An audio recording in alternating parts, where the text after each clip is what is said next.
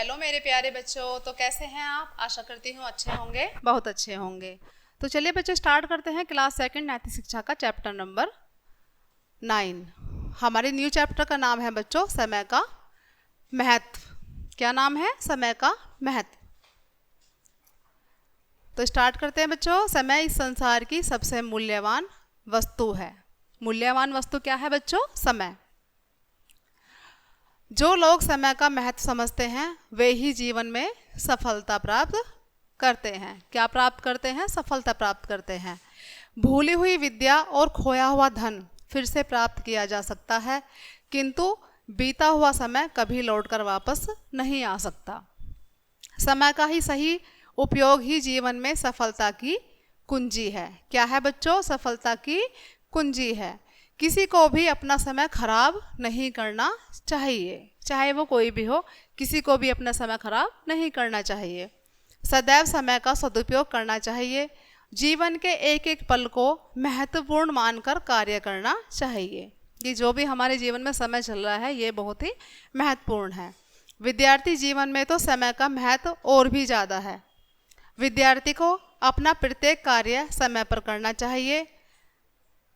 पढ़ाई के समय पढ़ना और खेल के समय खेलना चाहिए। जो छात्र पूरे वर्ष खेल कूद, सिनेमा और सैर सपाटे में लगे रहते हैं वे बाद में असफल होकर बहुत पछताते हैं। जो छात्र शुरू से ही समय का सदुपयोग करते हैं, अध्ययन में लगे रहते हैं, वे ही सफलता को प्राप्त करते हैं। आपने देखा होगा बच्चों, कुछ बच्चे क्या करते हैं, पूरी साल तो पढ़ते नहीं हैं और लास्ट टाइम पढ़ते हैं, तो परिणाम क्या होता है कि वो फेल हो जाते हैं। और जो निरंतर प्रयास करते रहते हैं वो क्या होते हैं? वो सफल हो जाते हैं, क्योंकि वो समय का सदुपयोग करते हैं।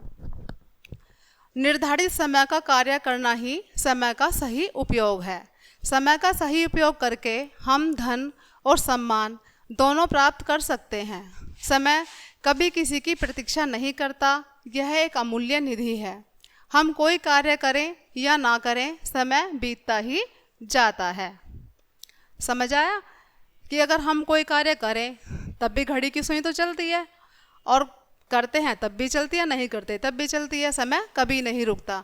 जो व्यक्ति समय का सम्मान करते हैं समय उन्हें आगे चलकर सम्मान दिलाता है। प्रकृति अपने सभी कार्य समय पर करती है। प्रकृति सभी कार्य समय पर करती है। समय से ही सूर्य और चंद्रमा उदय और अस्त होते हैं। समय से ही देखो, जब दिन निकलता है, यानी अगर सुबह 6 बजे दिन निकलता है तो 6 बजे ही दिन निकलता है अपने समय पर। और अगर शाम को 7 बजे शाम होती है तो शाम को 7 बजे ही होती है। यानी कि प्रकृति भी अपने समय के अकॉर्डिंग चलती है। सभी ऋतुएं क्रमशः समय समय पर आती हैं और जाती हैं। किसान अपनी फसल को खाद और पानी समय से देता है, तभी उसे अनाज की प्राप्ति होती है। हमें समय के महत्व को समझना चाहिए। आज का काम कल पर कभी नहीं छोड़ना चाहिए। कहा भी गया है, क्या कहा गया बच्चों? कल करे सो आज, आज करे सो अब। पल में प्रलय हो गई, बहुरी करेगा कब। यानी कि जो काम आज का है वो आज ही कर लेना चाहिए। कल का क्या पता कि कल क्या हो। तो इस कहानी से हमें क्या शिक्षा मिलती है? समय का सदुपयोग जीवन में क्रांति ला सकता है। हमें जीवन में एक एक पल को महत्वपूर्ण मानकर कार्य करना चाहिए। ठीक है, आशा करती हूँ आप सभी को समझ आया होगा ये चैप्टर।